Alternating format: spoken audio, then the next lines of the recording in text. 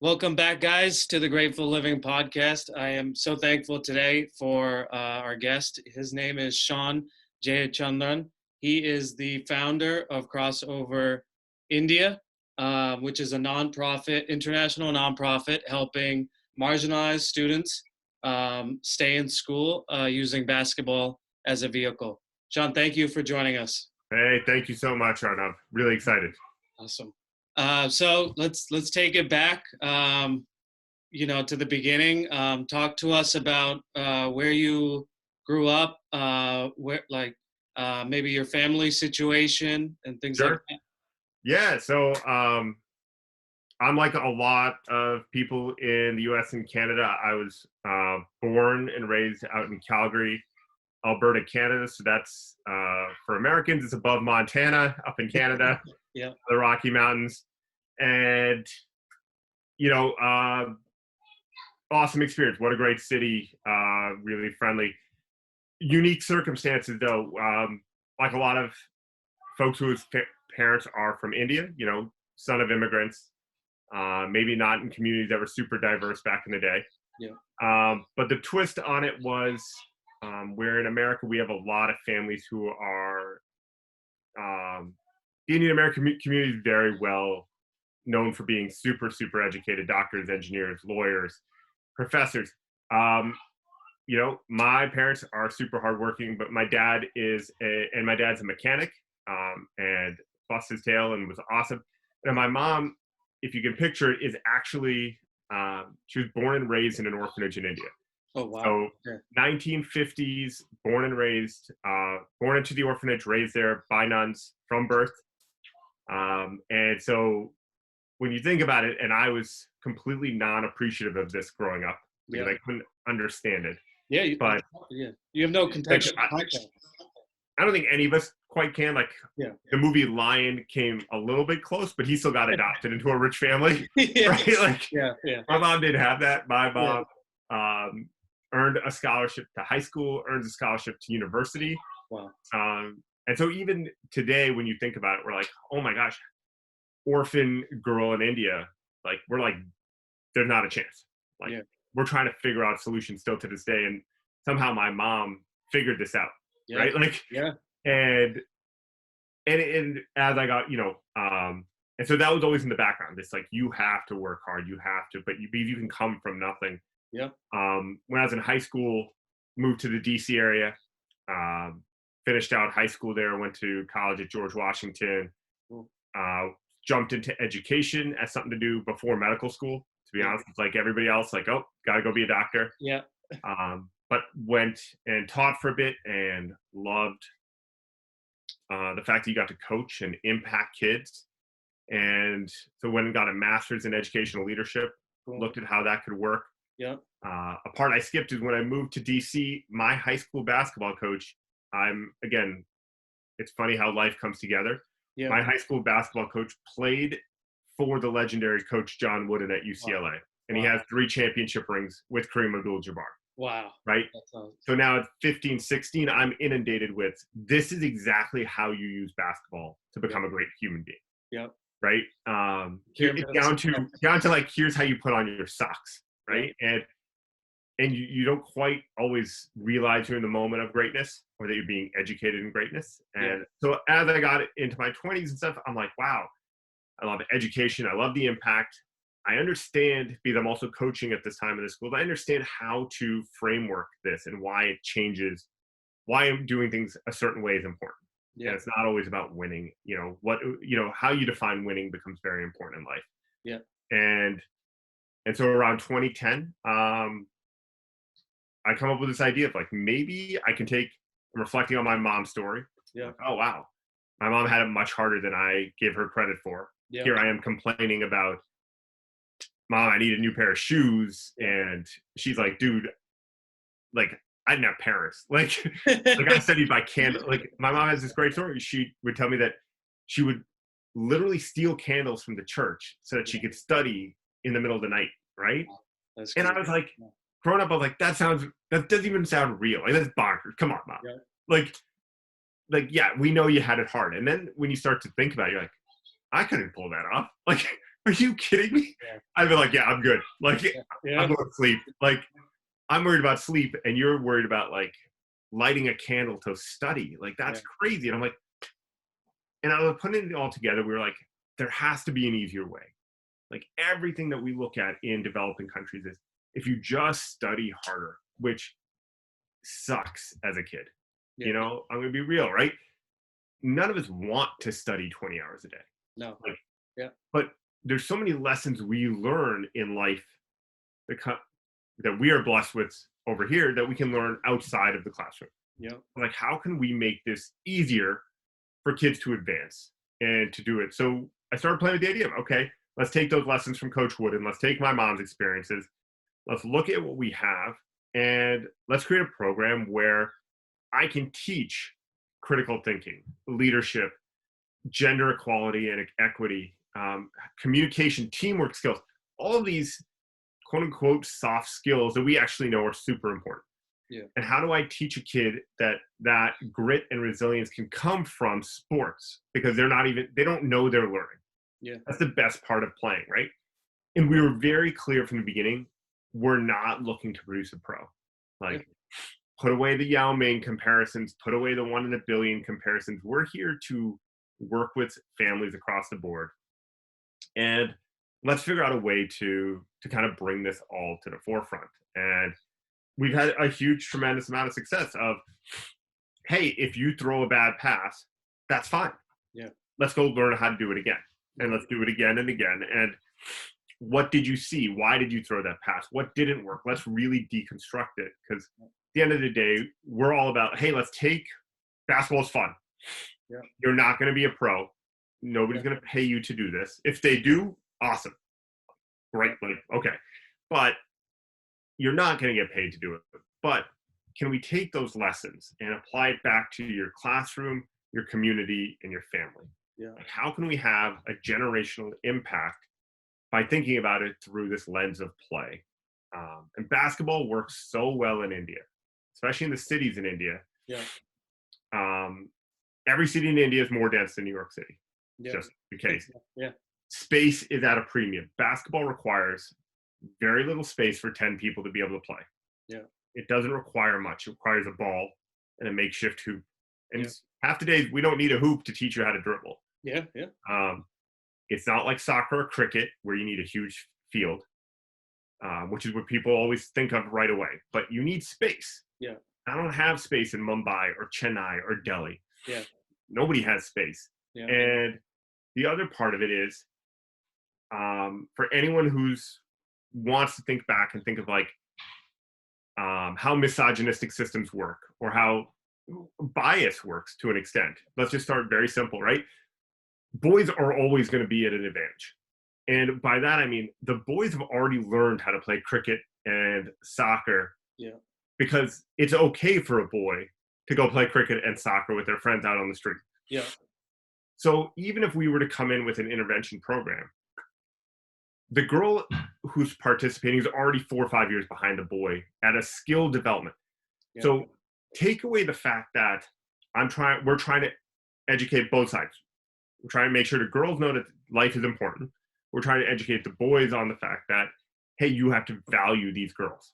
Yeah. But if I'm showing them and I'm putting them in an arena where a girl's already skill level behind, right?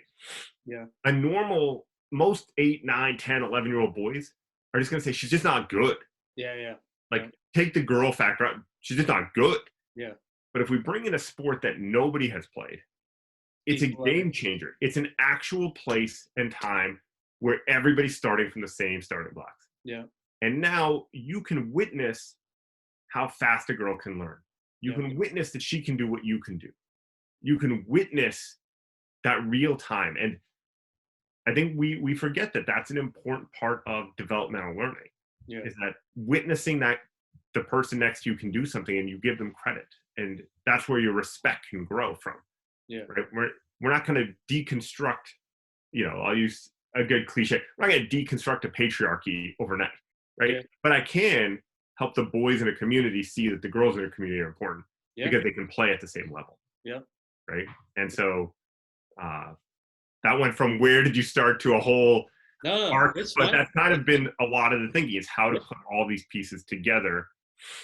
It's never going to be perfect, I think, yeah, as anything, but there's so much more depth to it than I think initially you might see when you're like, oh, they go to India and play basketball with kids. yeah, yeah.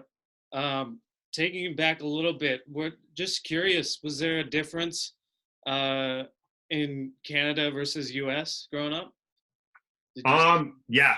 I mean, I think we're exacerbate. Sorry, we're seeing that difference really come to light in the last few years too. Okay. Canada and Calgary's a pretty racist city 35, 40 years ago. Yeah, It was tough for my parents. I know it was tough for me in schools at times. But Canada put in this like long-term plan of education is really important and like globalized education. yeah, And so what you saw was like, hey, we're going to take this long-term approach that like Canada is a mosaic. We're going to start sticking every person that is here adds to the puzzle and it yeah, makes it beautiful, yeah, right? We don't know what the end product is, but we know that we can add these layers versus when you came to America, depending on where it is, education is just all over the place. And it's not looked at that way, right? America's known as the great melting pot. You're yeah, supposed to come in here and be stirred into it and then conform to a 1950s view of what America was. yeah, And like I said, you can see that coming to the forefront where the tensions that have arisen with Black Lives Matter and bias in the world and the okayness sometimes with by a lot of people of we can jail up like immigrant kids yeah, versus in Canada, like it's like cool, like as long as we're checking everyone, we're good. yeah, Like let's just and it's why when I talk with my friends back home, they're like, I don't get the Black Lives Matter movement. yeah, Right? Like I don't get why people of color are really acting like are so annoyed. And I'm like, well, because it's a different situation.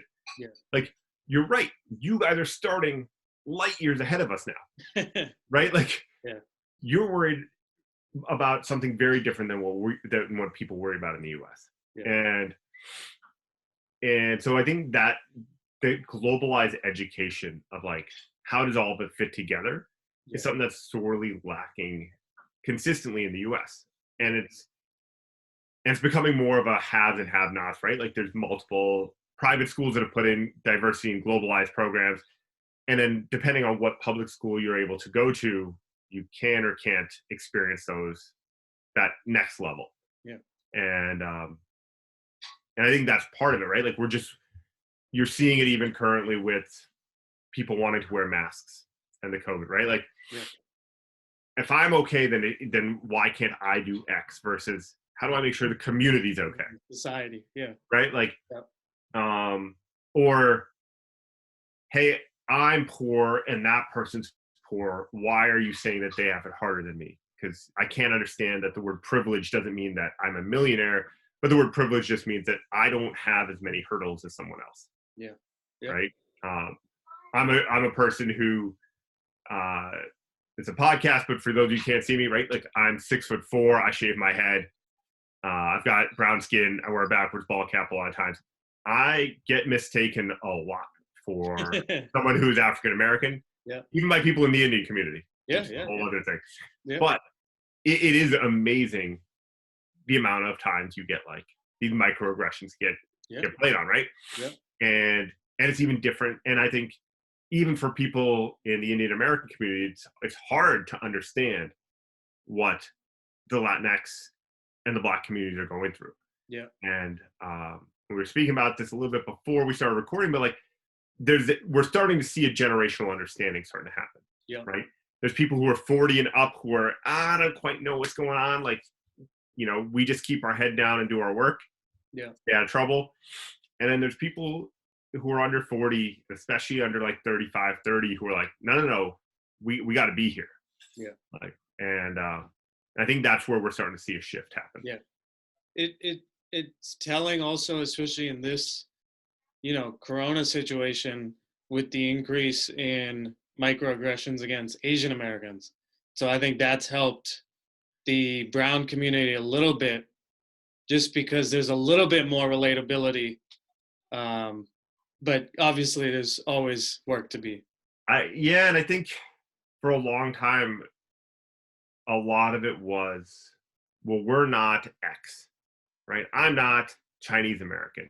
I'm not Japanese American. After 9/11, a lot of the Indian American community would say, like, oh, I'm not Muslim, Yeah.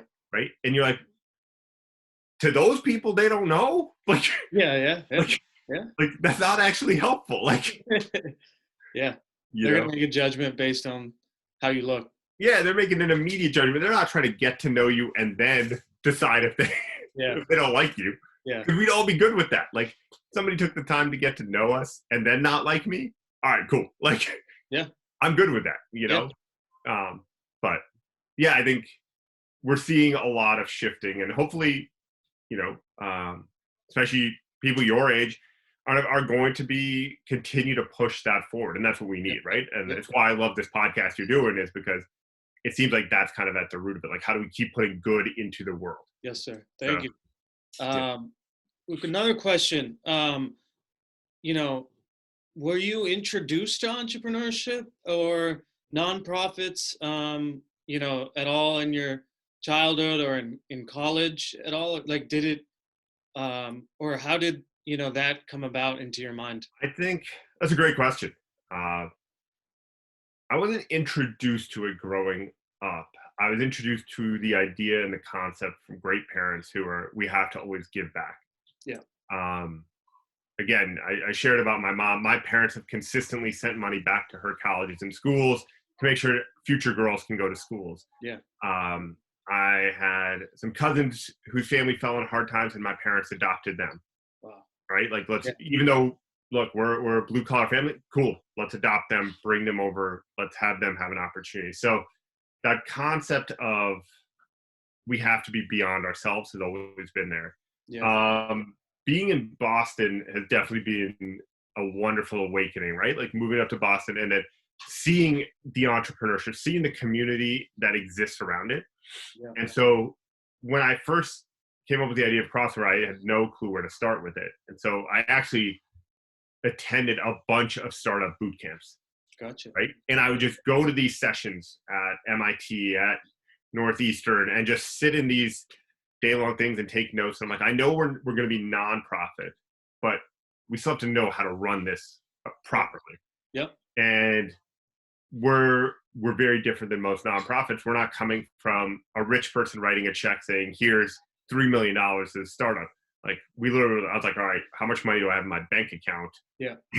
Yeah. You know, and where's that balancing act of how does it work? And so, but it has introduced a lot, and Boston's been great for it, where you're able to continue. Another place where a lot of that learning happened was actually via early Twitter. Okay. Right? Like, I would go on and I'd ask people and I'd question and I'd connect with people, and we actually got like our first volunteers via Twitter. People I'd never met. Yeah. Were like, I'd go to India for you. That sounds great. And I'm like, what? Okay. Yeah. Like, all right. Like, Yeah. how hard can? Okay, that sounds good. We'll take it. Because my initial concept was, this idea makes sense. How hard should it be for me to go to like 1,000 uncles and aunties and get $100 each? Yeah. Or 100 uncles and aunties and give $1,000, and it became the most impossible task ever. Every person looked at me like I was crazy, right? Like, you want to take basketball to India to help poor kids? Yeah. Those three things have never been in a sentence together. Like, are you, you know? Yeah. For those of you who are South Asian descent, the common term I would get was "beta." Come back when you know how to make money. Right? And I was like, what? Like, this condescending, like, like, I'm not trying to get rich. I'm trying to change something. Yeah. We don't know what we can do, but I think there's something there. And so that entrepreneurial spirit did help. And it became this, all right, okay, you are a founder and you should be acting like a founder. And how do I create, and as you added more elements of a board, like, we've gone from a very well-meaning, really nice people board to some more cutthroat business-like people who are like, hey, that's great that you're really nice, Shaun, but that's not how this is going to go down. We right? need results. You need results, and we need to showcase, because your results work. Yeah. How do you showcase what you're doing? Yeah. how do we get you to feel comfortable sharing your stories? Because it's not bragging anymore. It's, dude, I can do this. Yeah. Right? You're doing it. They're like, take that attitude you have on the basketball court and just put it into your speaking Yep. and bring that. Yeah, we're doing something that nobody else can do because we figured it out. Yeah. And we're coming from an angle that makes sense. And all of those entrepreneurial moments have helped. And then even in the last few years being in tech here in Boston and switching out of education, go to tech so I can have some more flexibility. Being in that environment in startup tech is great because it's showing me how to be nimble and flexible and pivot. And 2020 is the best example of that, right? Yeah. Of Yeah. good entrepreneurs need to know how to pivot. Good founders need to know how to lead. Yeah. And we're watching a ton of nonprofits hit the wall. Yeah. Right? Like, oh, like we know that there is far more valuable dollars to go to healthcare expenses for people right now. Yeah. Yeah. Okay. We're not pretending that's not. So how do I pivot and how do we still give value, while staying true to your mission? Yeah. Right? You're seeing it as I am, right? How many companies are trying to sell face masks right now? Yeah. Yeah. Right? Okay, if I pivot into this, can I stay afloat, right? Yeah. For us, it's like, okay, well, how do we pivot if we can't go to India? Yeah. How do I pivot if I can't teach on the ground in India? Yeah. And so that's what we've been working on, and we're going to be unveiling a solution. Awesome. One more question, taking it back a little bit. How did you, in those early days in 2010 or a little bit before, how did you come up with basketball? Is that something you grew up playing, or is it just, why? I guess you talked a little bit about it because Yeah, the even playing field and boys and girls in India not knowing how to play it. So that yeah, but helps. I mean, for me, basketball was something different. I was a soccer player. My dad sometimes coached in soccer. And then I ran into a situation where a elite level soccer coach was pretty transparent about the reason he wasn't going to select me is he wanted his team to be much more white. And Oh, man. and I was like, oh. And I remember being embarrassed, like as if it was something I did wrong. Yeah. Right? Like I had put myself in the position for this to occur. Yeah. And because that's what 12 and 13-year-olds do, right? Like Yeah. we internalize it. We're not saying it must be someone else's fault. It goes to your self-esteem right away. Yeah. And so I was like, oh, what's a sport that I can be involved with where color and race and socioeconomics don't always play a part? And I was like, oh, and it was right at the start of that Jordan domination.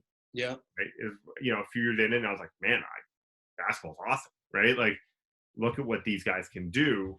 And again, I'm blessed with being taller than the average person, definitely than the average Indian. Yeah. For context, my parents are 5'8" and 5'2". I tower over them. Yeah. Like it's not even close. Yeah. So, but it became that's where that passion and love for basketball was. But when you started looking again at sports in India, we saw two things. You saw soccer and cricket. Yeah. Right. Okay. There's that. There's kabaddi, which is this village sport that has gained some traction, but mostly boys still. Yeah. Very physical. Yeah. And in thinking outside of the box, we're like, man, physical sports can lead to some bruises and injuries. And if you can't afford healthcare, I'm trying to think, we're trying to expand the vision of how we see opportunities. And then the last was, India is really good at individual sports. Theoretically, good at individual, like if they're going to win a medal, if they're going to be pro in something, it's going to be an individual sport, because if you're wealthy, you can hire a coach to work on your schedule. Yeah. And you don't have to rely on anyone else, right? India is great at sharpshooting in the Olympic context. Sharpshooting, wrestling, tennis, badminton, anything that doesn't require a teammate. Yeah. Because if I'm wealthy, I can A, afford it, and B, I don't have to rely on anyone else. And that's where, so adding something like basketball, like, look, we know that in the next generation of income, and the next iteration of what we're seeing, especially like, again, startups, entrepreneurs, you need a team sport. You need people who know how to work with teammates and who are critical thinkers, not I win at all costs. Yeah. Because you can win at all costs to an extent, but at some point it catches up with you, right? Yep.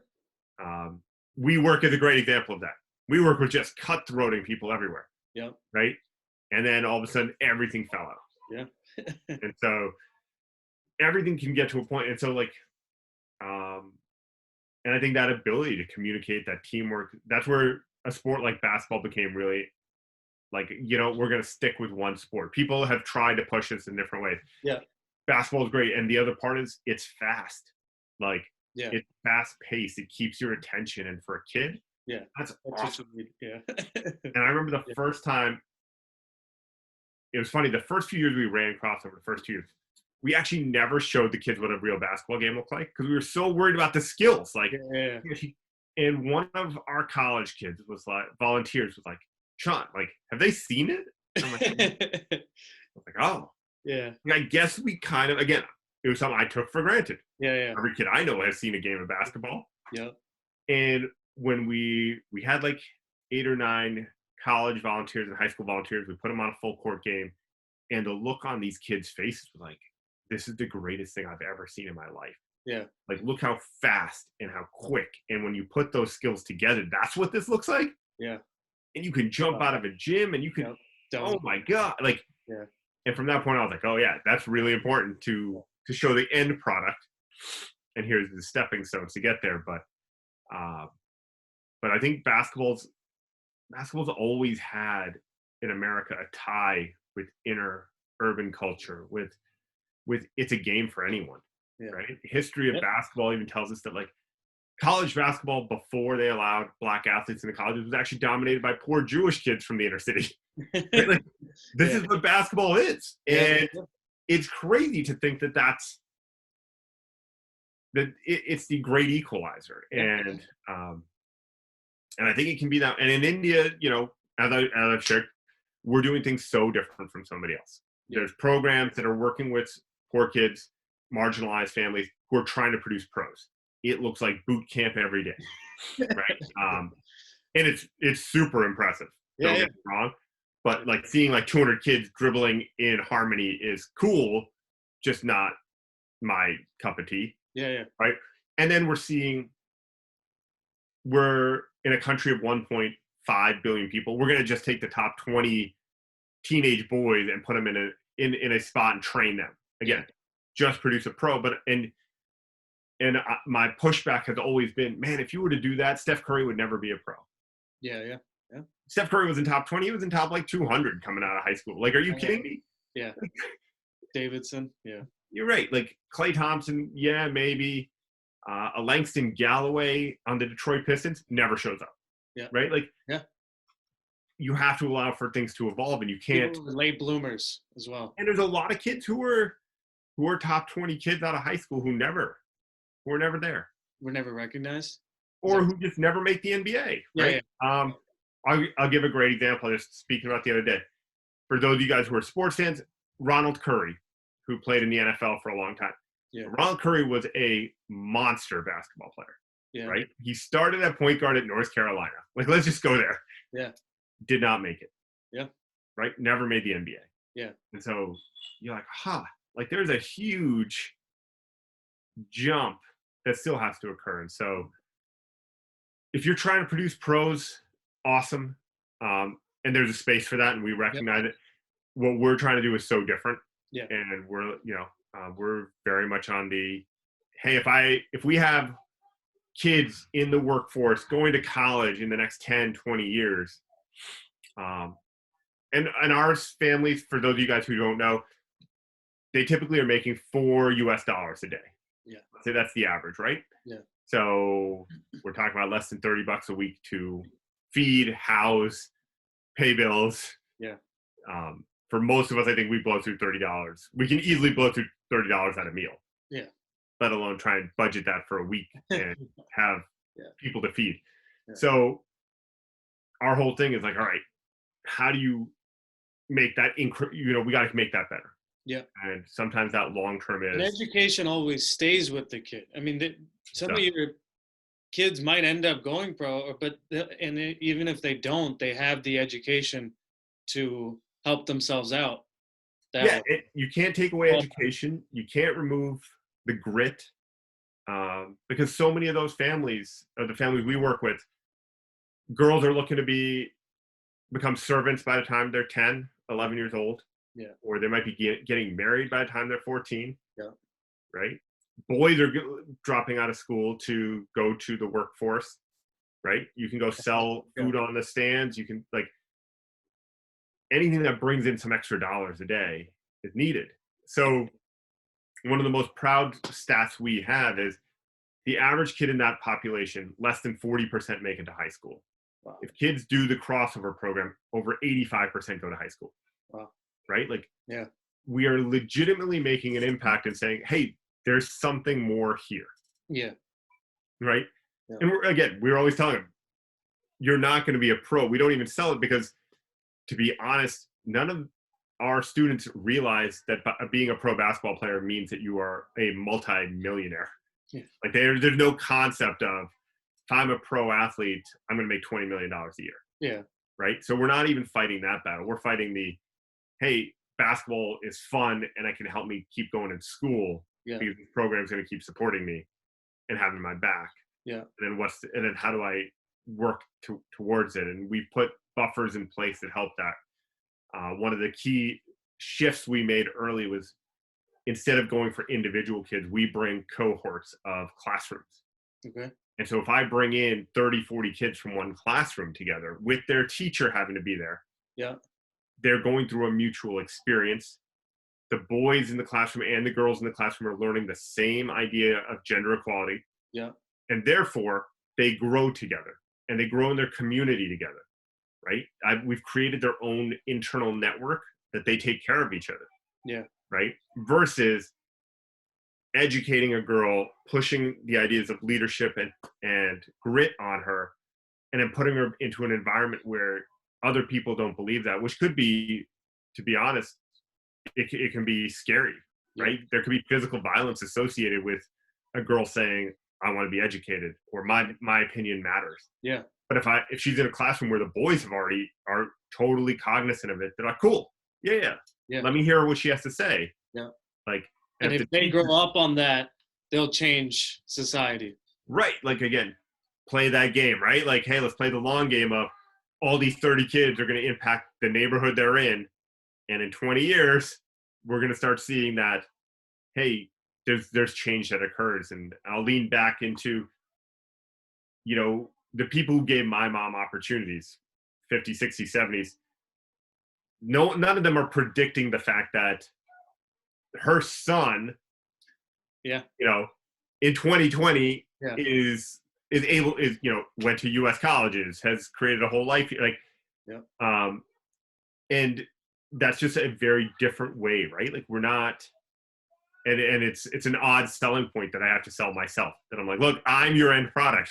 yeah, Like, if yeah. you want to see what the end That's a result good is, point. I'm Yeah, yeah, here. yeah. Right? Like, That's a good point. this is what happens if you play the long game Yeah, versus, hey, we just need to teach this girl to get X. yeah, And so, and I don't think many programs think of it that way. And maybe they don't have that connection point of thinking of it that way. yeah, Because we don't see, let's be honest, we don't see many examples of the second generation, the third generation. yeah, So, one of the groups we always work with in Chennai are girls from my mom's alma mater, yeah, right? And even when I stand before them and I'm like, hey, so my mom went to school here, and they look at me like I am speaking like the most gibberish that could ever exist, yeah, right? There's no way you're one of us. yeah, Like, you're not. yeah, Listen to you. You have an accent. You have an American accent. You're tall. You dress this different way. Like, who yeah, are you? You're not one. You can't be this. yeah, No, my mom went to school here. I can find her name. yeah, And one of the best things in my life is that I need to get nuns at the school to vouch for me. yeah. And I joke that I'm one of the few people in the world that needs nuns to give him street cred. Right? Like, Yeah, the nuns come out and like, oh, no, his mom was here. Yeah. Like, he's telling you the truth. And yeah, kids are like, are you sure? yeah, Yeah, street cred from nuns, man. Like, yeah. what It else can you becomes ask for? it becomes I mean, it's tough, I think, from a self-confidence standpoint. I assume a lot of these kids' parents didn't go to college. Correct. So it's None of good them. for them to see, you know, hey, if I work on dribbling, every day, I can get better at it. And then translating that to the classroom and interacting with all of you. It's such a hard sell in India at first. Yeah. We ran a test project of seeing with one of our alums who actually went to college. Where, hey, we'll pay you some money. Can you go work with kids 3 days a week? Let's see what happens. And on days that kids had crossover, they were in school over 90% of the time. And without, it was closer to 70%. Yeah. But you saw this shit because just that anticipation of looking forward to having an extracurricular. Yeah. Super simple. Wasn't rocket science. So, and so that's what we looked at. And you're like, and the parents talk about it. Oh my gosh, my kid likes to go to school. They are speaking well. The teachers are the best testament where they are like, hey, we see empathy. We've seen empathy go through the roof.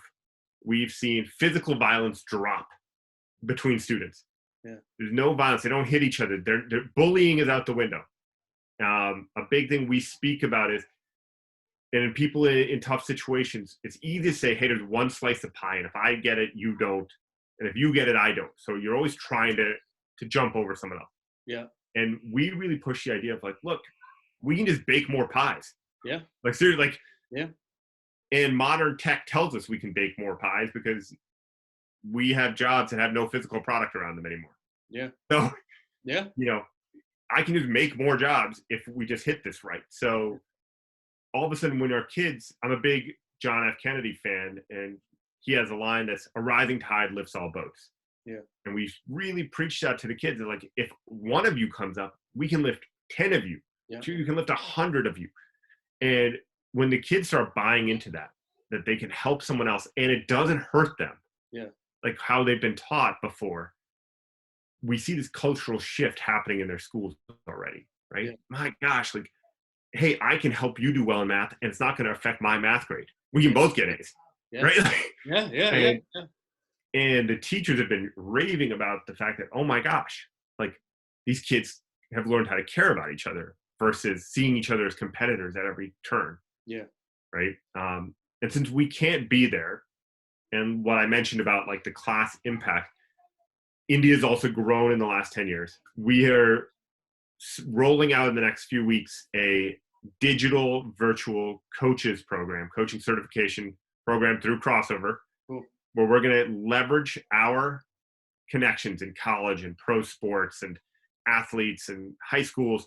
And we're going to have 10 to 15 minute modules. You can think of it as a master class of Crossover. Yeah. That we're going to teach for free to coaches in India. Hey, educators and coaches, you sign up every few weeks. It unlocks the next set of videos. Yeah. You get to do a Zoom call with some of our people at times to do these periodic check-ins to make sure you are gaining the understanding of what we're teaching. Yeah. And then you can be Crossover certified. We will provide the shirts. We'll get you guys some basketballs.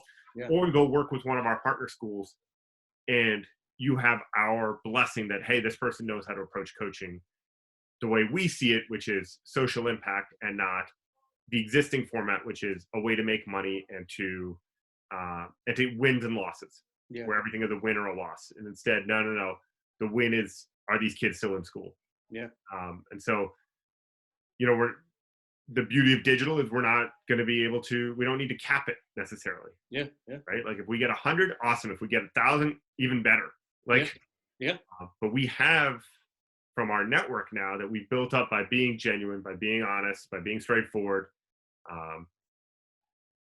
that we're able to go and say, all right, hey, Roy Rana, who's an assistant coach for the Sacramento Kings, could you do a 15-minute video for us? Sure. Yeah. Hey, Tommy Amaker here at Harvard, could you do this for us? Sure. Sounds good. Yeah. Right. And so we're able to start to tap those markets in a different way. And then that's content that can continue to create and then for 2020, when we go back in 2021, we've put out the idea that if you finish the program, we will fly those coaches. Flying in India has been inexpensive in the past. Yeah. But we'll bring those coaches to, say, Chennai together to be part of a whole program together. Yeah. So you will earn a free trip to work with US coaches Yeah. and see it in action. And then again, it can grow, right? Yeah. Like, we're like, hey, we're not selfish about what we're doing. I don't think I've ever been selfish about it, but we have to be mindful of how we grow it and authorizing people. There are people who took our ideas and have gone and created their own programs already. So, Yeah. Yeah. Can you, again, I'm taking it back a little bit. do Can you it. talk about in 2009, 2010, um, what ultimately made you kind of get over the fear and start it? Because I think so many people in the world, and like a lot of the people maybe watching this will, they have an idea or they had an idea or they want to do something. Um, how did you like, I mean, especially at that time period, that's coming off of the recession too, Yeah. 2007 to 2009. At what point did you get over that and say, I'm committing myself to this? So, starting at like 18, 19, I started to play with this idea of, and I majored in chemistry. I like physics, space time continuum. So I'm going to go a little dorky here, but Yeah. um, a little like Schrodinger's idea here, right? Like, there's so many ideas that exist and we don't know if they work or not because they're sitting inside us. Yeah. You can't know if it works or not until you open the box. Yeah. Right? Just like Schrodinger's can't. We can't know if the cat's alive if we don't open the box. Yeah. So two realities are constantly occurring, and it occurs for too many of us in our head. And so many times we take external validation to a heartfelt approach, like to the point where it breaks our heart if somebody we don't know doesn't validate us. Mm. I think social media has amplified that even more Yeah. Yeah. to an extent. Right? Yeah. Oh my gosh, my post only got 220 likes. Yeah. What did I do wrong? Yeah. Right? Instead of being like, man, 220 people liked what I did. Yeah. Yeah. Like, Yeah. that's cool. I don't get if I got 220 high fives in a day, my day would be awesome. Yeah. Yeah. But it's hard for us to conceive that when it's a button. Yeah. Right? And so the philosophy has always been, look, we're traveling on this time plane, right? If I try to do something or if I try and get somewhere that I haven't been and I don't achieve it, let's start with the worst case scenario. I don't achieve it. Yeah. Yeah. Nothing should have changed in what was happening in my life. Yeah. Like, if you approach it mindfully, now I'm not saying sell all your belongings, go all in, your own seed money. Okay. No. Yeah. Do this mindfully. You didn't lose anything. Yeah. But your path is still here. Yeah. Like, you're still moving on the path as if you didn't do anything. Except maybe you learned you met some new people, you hit a few bumps, but you learned a bit about yourself. But if it does work, oh my gosh, now you're into a whole new set of options. Yeah. But so many of us get worried about well, what if it doesn't work? And they feel like you're not on that equal plane anymore, but actually somehow you dropped. Yeah. And it's very, to me, we don't drop. Like, no part of that, of you trying something and not achieving it, hasn't changed you. Like, if you again do this mindfully and appropriately, right? Like, hey, if I tweet at LeBron James, LeBron, you should tweet me back, by the way. But when he doesn't tweet me back, it didn't change crossover. Yeah. Yeah. Like, crossover's still doing what it normally did. Yeah. Like, yeah. I think far too often we get caught in the Disney hype of like this one thing. There's a magic switch. There's never a magic switch. Maybe there is. Well, let's be honest. Like, sure, you're right. If LeBron saw this and LeBron comes across crossover and goes, yes, I'm going to give you $4 million. Go do this. Okay, that's a magic switch. Yeah. Cool. Yeah.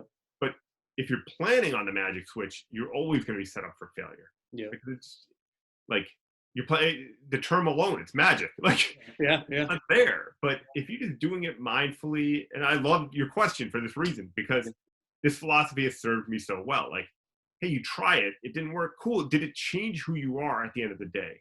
And it shouldn't have. Yeah. It really shouldn't have. And, whether it's asking somebody out or Yeah. Like starting an idea, what's the worst? Literally in my brain when I started crossover, it's like, man, like how hard can this be? Yeah. Like I've got a cool idea. Let's just put things around it. Mind you, it's harder than I thought it was, Yeah. but it's not impossible, Yeah. right? If you told me 10 years ago, hey, you're going to have impacted over 2,200 kids, and Wow. 60% of them are girls, I'd have been like, that's crazy. Yeah. Like, Yeah. I can't even get to 50 kids in my head. Yeah. Yeah. You're telling me that we can, or that you're going to get invited to the NBA games in India. You're going to get to meet X, Y, and Z athletes. Yeah.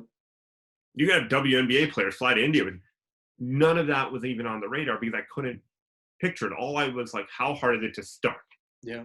Right. I'll go back to our Asian roots, right? Like Yeah. the journey of 1,000 miles begins with a single step. Yeah. And sometimes you just gotta, all right, how hard was that today? Yeah.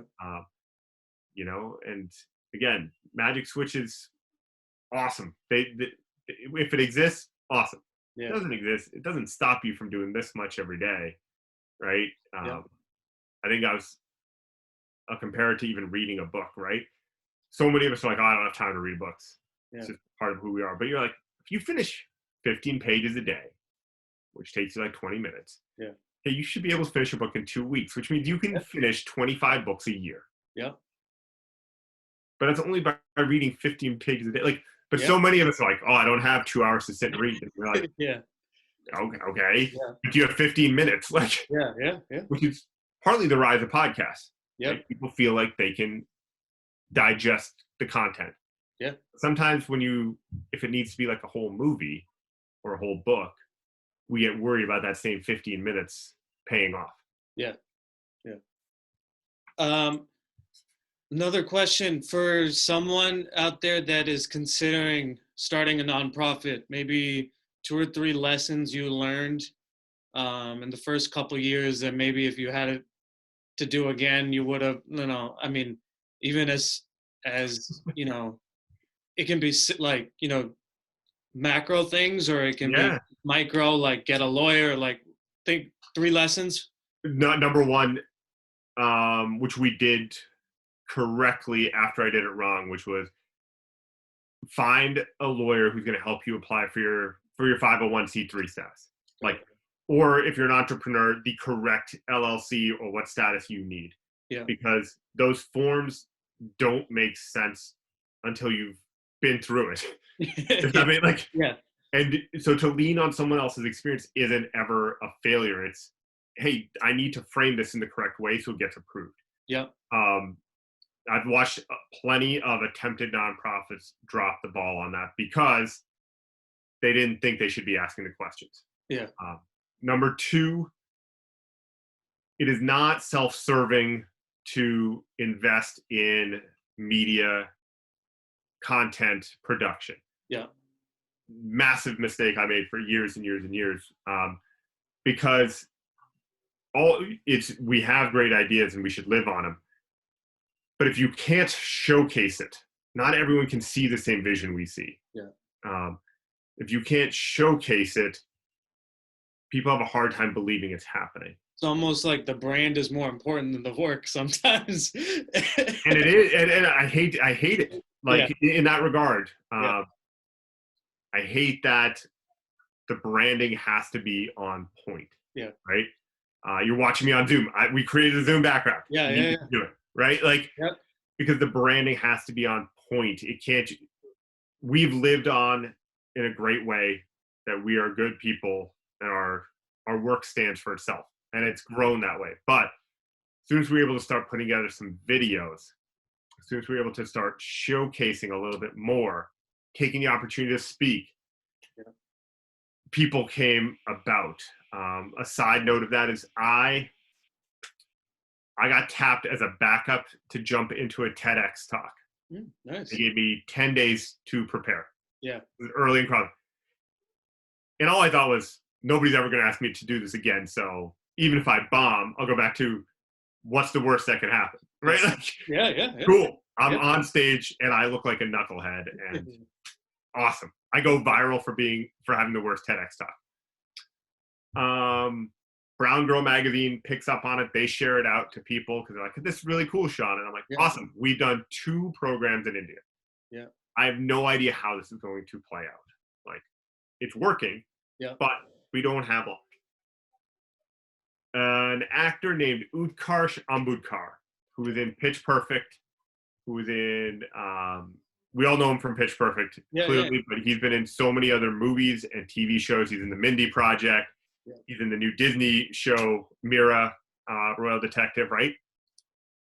Utkarsh, all of a sudden I wake up one morning and he's followed me on Twitter, Instagram, like all of our, I'm like, what is going on? Yeah. Yeah. And Utkarsh, if you're listening, I'm sorry, I wasn't following him on anything at this time, right?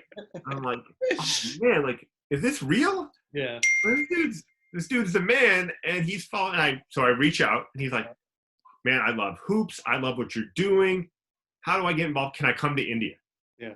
And I was like, this has to be a joke. Yeah. Right? But by doing hey, I'll take the opportunity at the TEDx talk that somebody threw me, because why not? Yeah. All of a sudden, a movie star sees it, and it's like, cool. How do I get involved? And Utkarsh leaves filming Barbershop 3. So Common and Ice Cube, right? Like, dude, like, yeah. I mean, the man, right? And he, at the end of filming, he then flies to Chennai to live with college kids and myself to volunteer in the heat. Wow. Right? And he's out there balling, and I'm like, I really don't know if this is the right move for your career, man. Like, yeah. Like, I'm just saying, yeah, you're far too cool to be here. But again, branding is important. Yep. Do it. And again, I will take the next step. We were horrific at branding the fact that Utkarsh was with us. Yeah. Right? Like, yeah. And I didn't take advantage of that. Yep. So that's number 2. Number 3, don't forget the forest. Don't forget why you started. When you're making that incremental progress, some days you get knocked down, and some days you're like, what am I doing? Like, why am I doing this? Does it work? There's going to be a lot. Surround yourself, in that case, with good people who push back on you a lot. The first few years, we had awesome board members who were too, at times, timid to push me. Yeah. Like, Shaun, you know it. You should do best. And I'm like, I don't, but okay. And we replaced with board members who will send me texts and be like, you sound like an idiot. Like, I know you're not an idiot. Stop sounding like an idiot. Yeah. Let's get after it. Yeah. Or, what's the delay? I'm like, I don't know if that deck looks right. They're like, I don't care. Send it. Yeah. Like, stop messing around. And you're like, don't forget that you need a coach. Yeah. Don't forget. And if you're watching, if you're listening, you can reach out to me, and I'm happy to help be that person for a bit for you if you need. Yeah. Because awesome. We all need those people to keep growing. Yeah. As soon as you think you've got this under wraps, it seems like the wheels come off. Yeah. But because you stopped innovating, you stopped creating, you stopped looking for what's next, and you started living into the, look at me. We're not charity water. And so I'm like, all right, okay, how do we build, but how do I learn from them? Yeah. Who's going to push me to the next part? We added, last year we had Elena Beard of the WNBA on our board. This year we had Ebony Hoffman, who's a former player and leads a lot of international NBA camps. And to hear their perspective, like, are you sure that works? Are you sure? Like, what's making you think that? Yeah.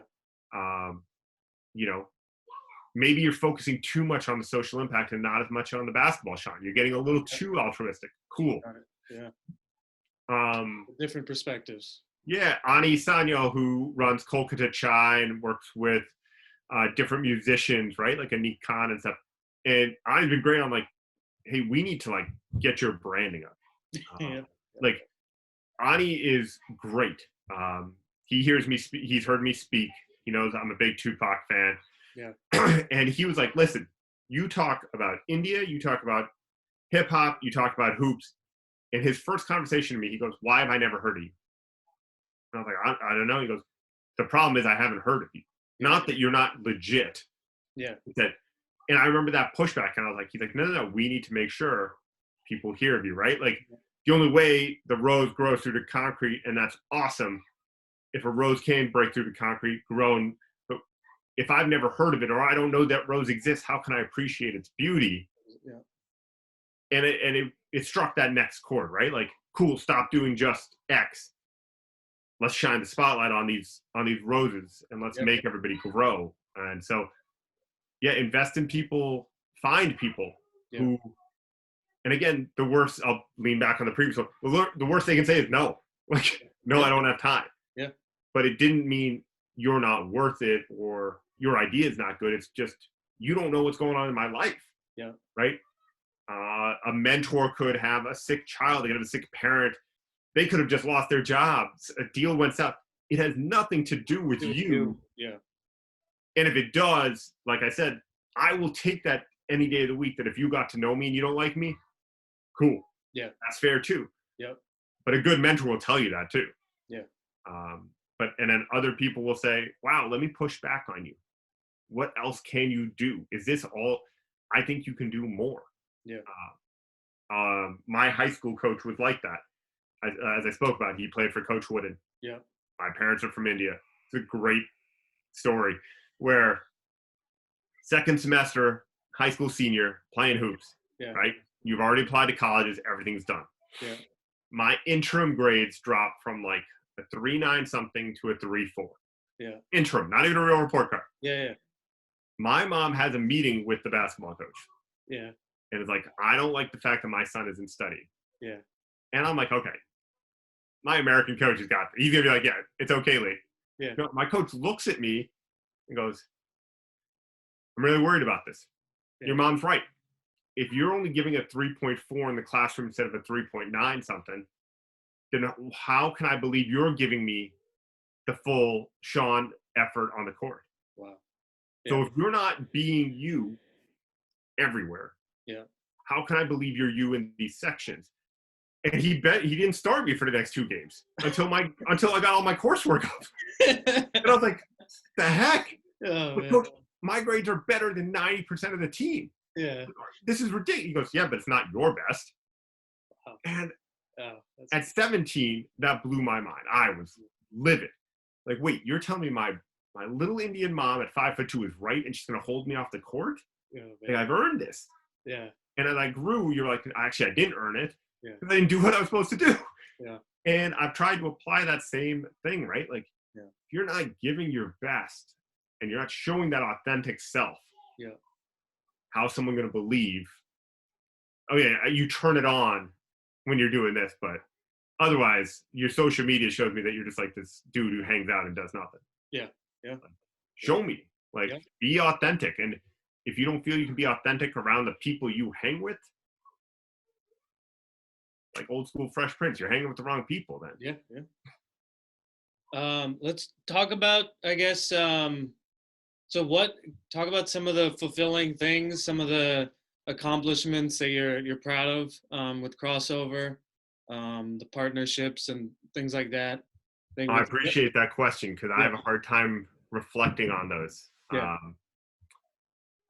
Proud of the fact that we have impacted over 2,200 kids when people said it couldn't be done. I'm proud, and I reflect on the fact that at the end of 2018, the WNBA Players Association endorsed us. Wow, that's the awesome. Slam magazine, the basketball magazine, endorses our work, and they're like, these guys are legit. Yeah. Right. Slam sent a reporter and a photographer to India with us to track it, see if we were legit. Published a story, and they're like, yo, this is real. Yeah. Adam Figment over there and Ben Osborne at Bleacher Report, both editor-in-chiefs, like, yeah, this is real. Crossover is real. Yeah.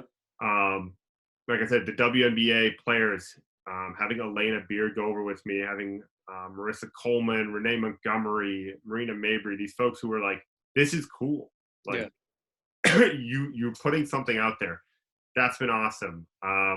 The fact that we started conversations with some my apologies, with some sporting apparel and with different entertainment companies has been neat. And and the fact that we've had a shift on community too.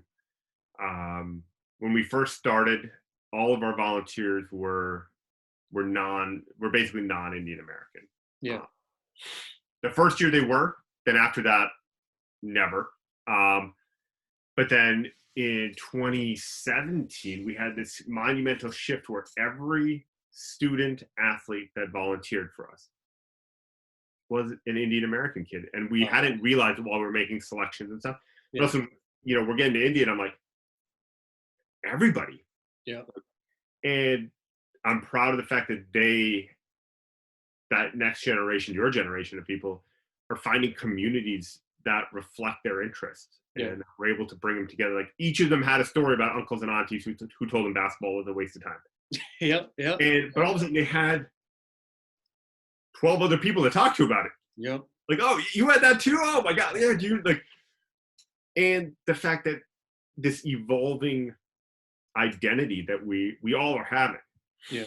I kind of term it as seeing India through our own eyes. I think is wonderful. It's funny to admit, but I didn't have a strong connection to India before I started Crossover. Yeah. I understood it, but I didn't have this like indelible love to India. I'm not a Bollywood person. Yeah. I wasn't on a Bhangra team. I just wasn't that dude. Like, I was a baller. And the closest thing is the fact that I was a nerdy science kid.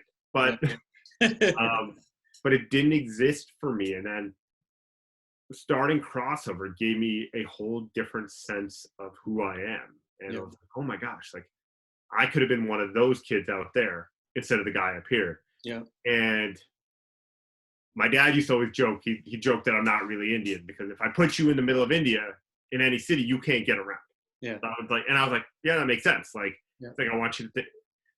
And so a cool, proud moment was like, my dad kept seeing the pictures and was like, can I come with you? And he did. Yeah. And all of a sudden I was able to start getting him around Chennai. I was like, no, we're gonna go to this restaurant over here. And I was like, this is kind of cool. Like, I know neighborhoods. Like, I can navigate India without even blinking. Yeah. And so to understand beyond Bollywood, beyond Indian American-ness, and actually interacting, right? Beyond like going to fancy restaurants and visiting uncles and aunties, which we all can do in India, but actually being like, dude, I can hang out with people. Yep. Or I can hustle with people, is a different mindset that exists. And I'm really proud of that I can fly to Delhi and back in a day from a different city, or I can fly to Orissa and back. I can and then I've explored the country. Yeah. Hold on 1 second. I just got to plug in my computer. It's about to die. You're good. You're good.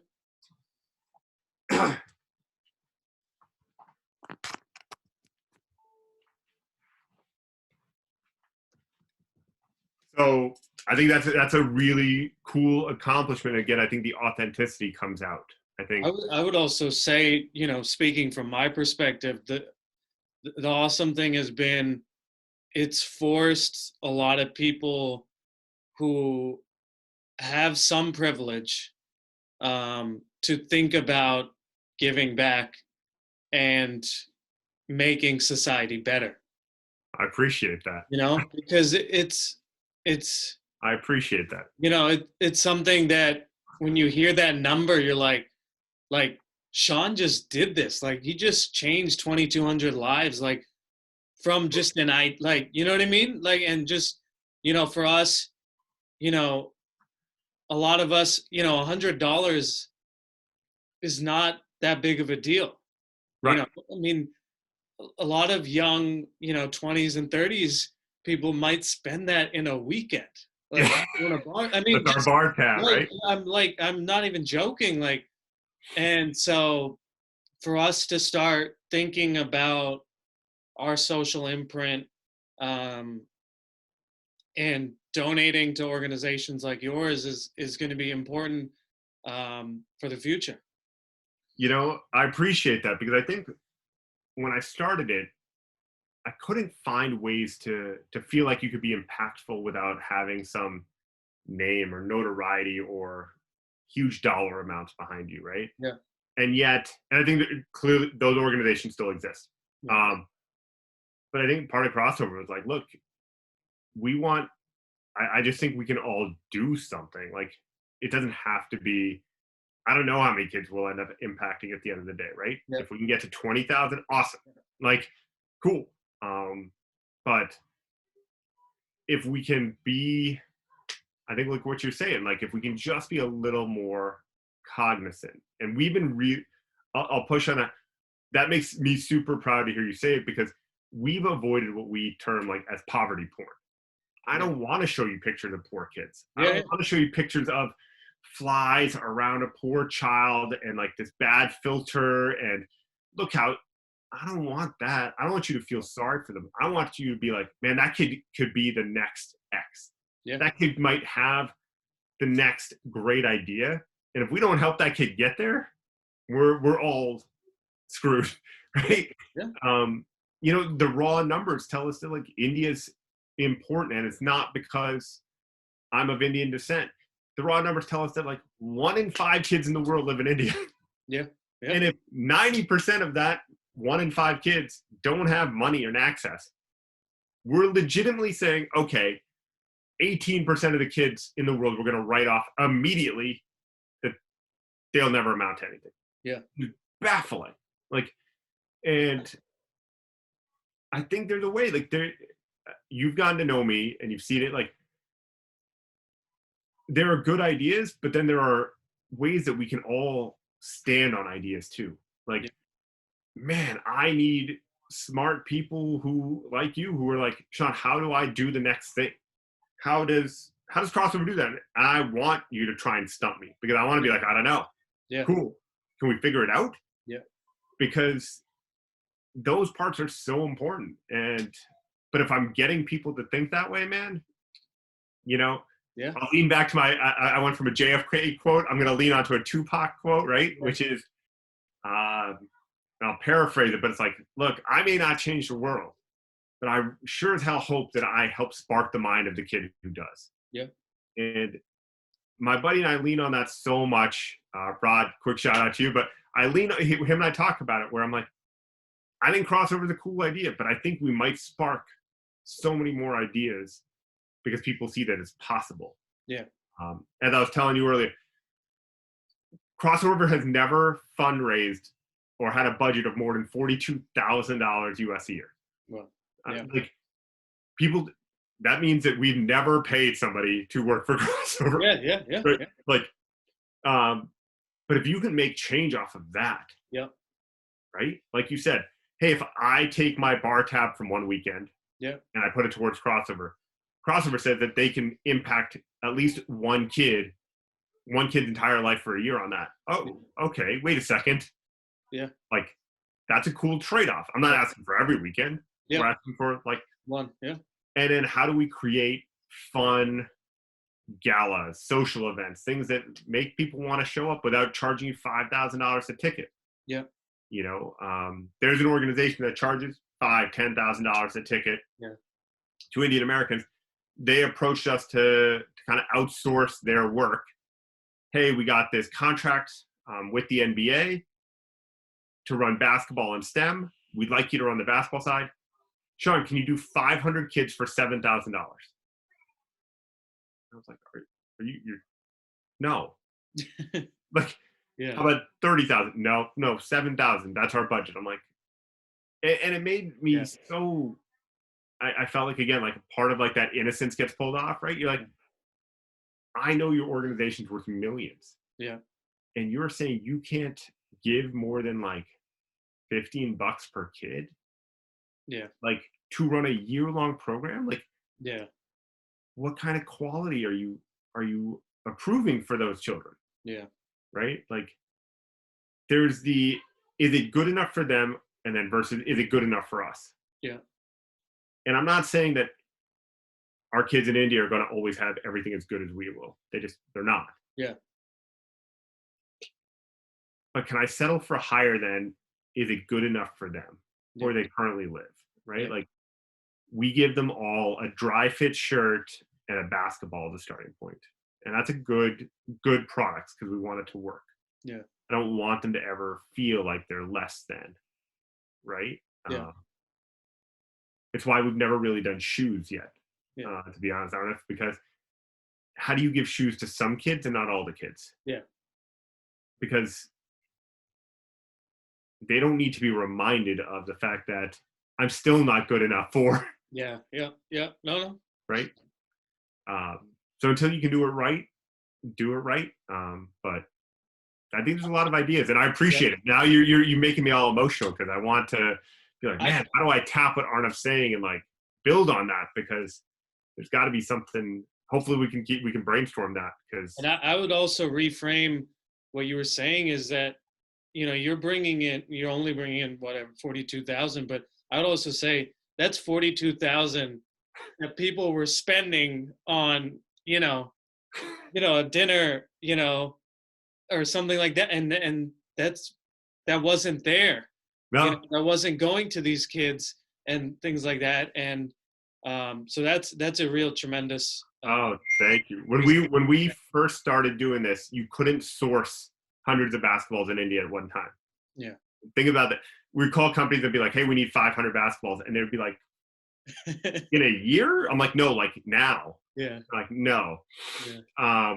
So we would use my basketball connections here. We'd get old basketballs, leftover basketballs from camp, right? Yeah. They might say Butler, Georgetown, etc. Right? Like all these different groups. Yeah. And we'd have them all deflated, and we would put 30 to 35 basketballs in a suitcase, deflated, and have 10 extra suitcases going to India Yeah. to bring in 350 basketballs into a country. Oh my god.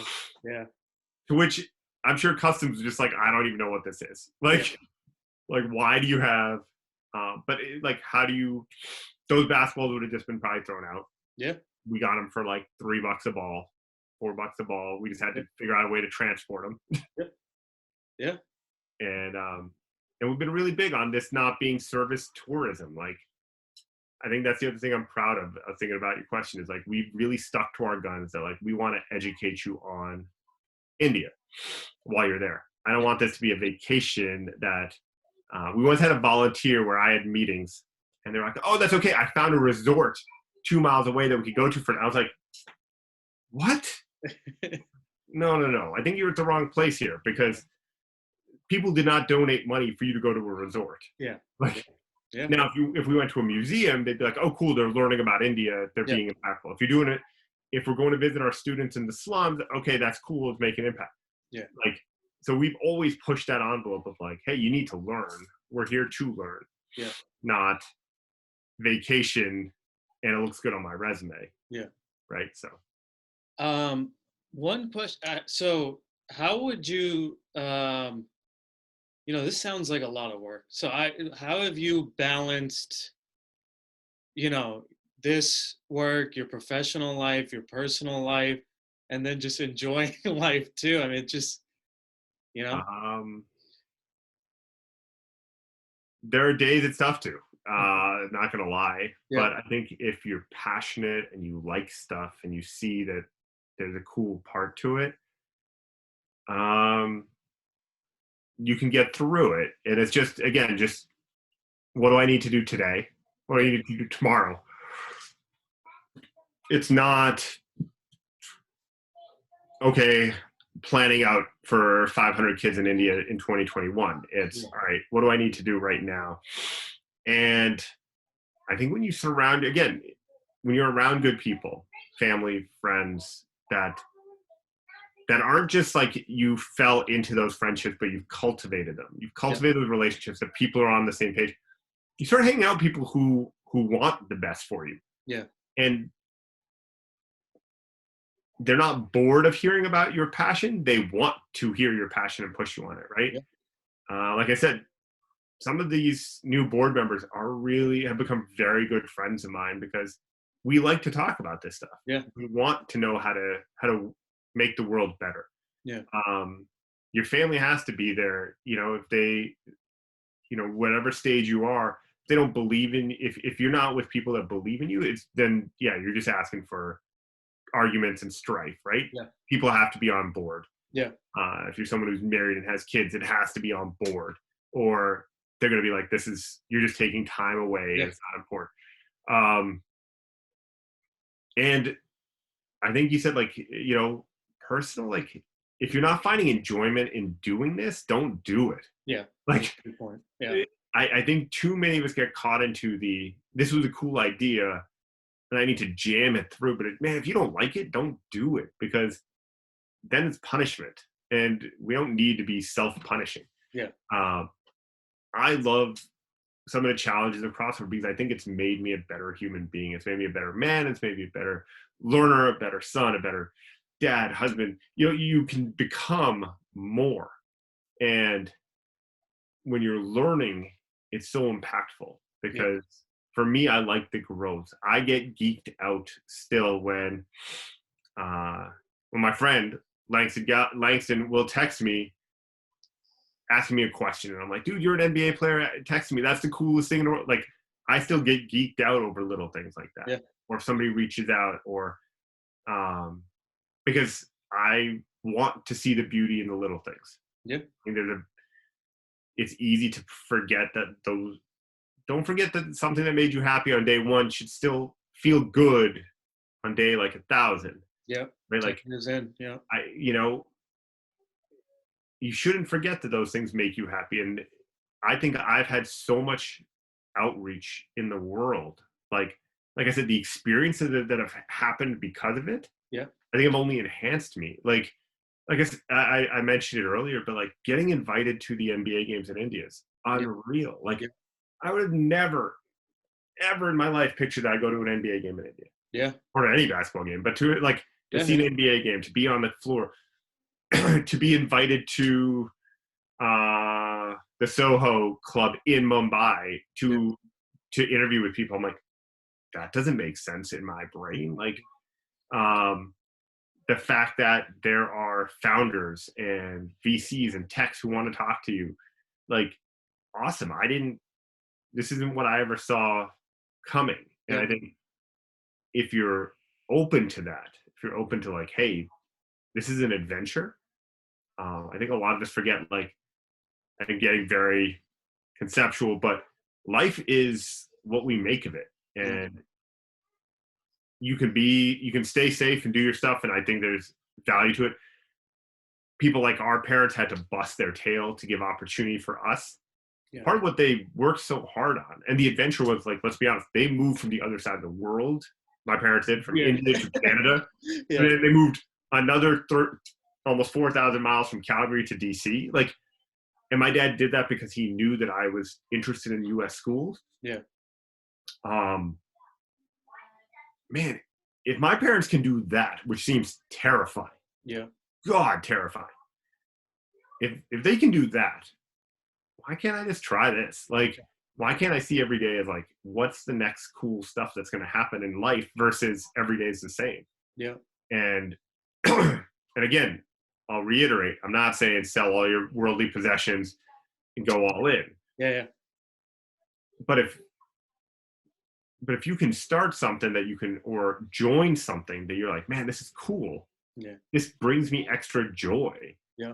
That's awesome. And one of the reasons I like doing, like, a podcast and these conversations is it makes me reflect on the joys of CrossFit. Like, I'm looking at the picture behind me and I'm like, oh, I remember us having that many kids lined up and the photographer wanted to take this fun shot of how it might look. Yeah. Right. But that it's funny. Like, I never considered myself a public speaker per se until I started CrossFit. Then when you have to get in front of 400, 500 kids each day and talk, you better start getting good at it. Quick. and then when I gave a TEDx talk and there's thousands of people watching, you better figure out something. Yeah. But yeah, like, nobody's asking me to give a TEDx talk about education in general or about tech world. Yeah. But about crossover, they want to. Yeah. Because it's a different idea. And a lot of what we do is how do you create and cultivate ideas. And it's a shame that so many of us stop playing with ideas, right? Like, all of us remember as a kid being like, man, I want to create a car that can go to the moon and then it's going to have a swimming pool at my house. And we all stopped thinking that stuff was possible at some point. Yeah. except for Elon Musk, right? Yeah, yeah, And yeah, but the funny thing is, if we just kept thinking those things were possible, right? Like we got more granular, right? yeah, I want to buy a house. I want to buy this car. Well, those are like finite things yeah, yeah, instead of, man, I wonder if I can yeah, fill yeah, in the blank, yeah, right? Why can't you? I don't know. It seems hard. Yeah, because it's hard to everybody when you look at the end product. Like, yeah, yeah, yeah. you know, but if we can figure out ways to, and that's why I love it. Like, if we Keep can dreaming big, you know? dream big, but start where you are, Yeah, right? yeah, Like, yeah, your feet are planted, but just because I'm standing here today doesn't mean I'm standing here tomorrow. yeah, And that would be cool. yeah. How is uh how proud has your daughter been of the work you're doing? My daughter and my son love it. Yeah, They're mind blown by it. Like, they yeah, think it's the coolest thing in the world. yeah. Yep. That's awesome. Um, was there anything else that you wanted to hit on? No, Yeah, I think I'm being genuine though in saying, like, if there are people who want to bounce ideas or play with stuff, more yep, than happy to. You can reach out through any version of crossover basketball that you can find on Instagram, Twitter, the website. That's awesome. If you want to throw us your coffee money for the week, yeah, that would be hugely impactful. yeah. So Because, so how can we support you? yeah, so I think there's multiple ways. One is, clearly, at the end of the day, donations are helpful. Yeah, So whether it's $5, $20, $100, if you want to start your own fundraiser or your own social gathering event when we can again, and yeah, have like a basketball watch party with everybody chipping in like a cover charge, yeah, that's huge. You can go to crossover-india.org, and that's where you can find our donate button and be involved that way. yeah, You can also be involved though in, hey, I want to help you guys with social media. I want to help you guys with introductions. I want to volunteer and go to yeah, India next year and be part of this for 3 weeks. yeah, Or I think I can be of help because this sounds really cool. Have you looked at, do you need a program manager for something who has those skills? Do you need somebody who can help you with the website? Awesome. yeah, Awesome. Like I said, with 0 paid employees as we grow, all of those things are helpful because all it means is that I have less emails to deal with at the end of the day. yeah, yeah, So the ways people can get involved, I think it's just like building any organization. yeah, What skill set you have, what passions you have. I'm not going to fake out on this. If you're passionate about something and you're like, hey, I like doing this, I'm good at it, I think it can help crossover. yeah, I want to hear about it. yeah, Like, I'm not going to pigeonhole you and say, that's cool that you're really good at fundraising and social media. I want you to build a blog for us, because that may not be up yeah, your alley. But yeah, I'm going to live into that, right? yeah. Your authentic self. Show me your authentic self. It's humans first, and let's figure out how we can all help And the they can other get humans. something. They can get something out of it too. You Oh know? my gosh. And Yeah. yes, if you want to be Yeah. self-serving, awesome. It's going to build your resume. It's going to Yep. give you so much startup mobility experience. Yeah. And let's be honest, it's going to give you a conversation starter whenever somebody asks you the question of what else do you do? Yep. And I don't think there's anything better in the world than to say, man, I help change lives on the other side of the world. Yeah. Like, we are figuring out how to take girls who are destined to be domestic servants or seamsters and are getting married and having kids before they're 18. We are impacting their long-term change. Yeah. And if you can say that and be like, that doesn't sound like something that's important to me, cool. We're definitely not the same type of people. Yeah. Yeah. But if you say that sentence and you smile, then you're one of my people, and I want to hear from it. Yeah. Sounds good. So crossover basketball on Instagram, and then the website is crossover-india.org. Yep. And if somebody wants to, I'll be the old person in the room. If somebody wants to get us rolling on TikTok, more than happy. Yeah. Yeah. Because I still haven't figured out where we can use TikTok effectively for what we do. Sounds good. Anybody out there that wants to be crossovers, TikTok Mastermind, you're on. intern or whatever, this is Shaun is available. That's awesome. Cool. Yeah, thank you, Shaun, again. Thank you, Arnav. Really glad to see all the work you're doing and the lives you're impacting, from the kids there to your own kids to people like me that are, just reframing our mind and seeing what we're doing to help society. So thank That's you very awesome. much, and all the best. Continue. I've enjoyed the previous episodes. I'm excited to hear them. So keep building this, because I think you're on to something. Thank you. On it, brother. Thank you, Shaun. Thank you.